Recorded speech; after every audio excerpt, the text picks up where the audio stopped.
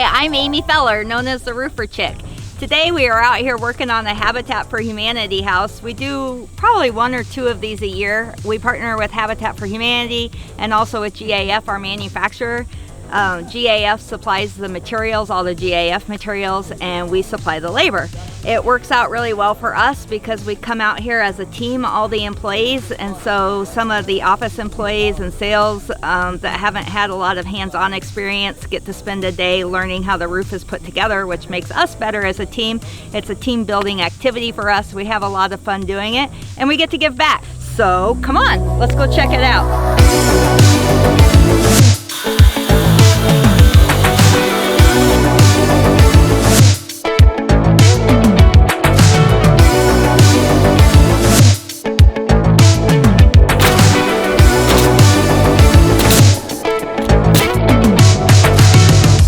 When we put on a GAF roof, we put on a GAF system actually, and so not just the shingles are GAF, but as many components as can be are GAF. So right now my team is putting down felt buster is what we use for underlayment. That's a synthetic underlayment. We don't really even use, it used to be that we use felt paper, which some people thought of as tar paper, and that rips easily and it's just not a great product. We don't use it at all anymore.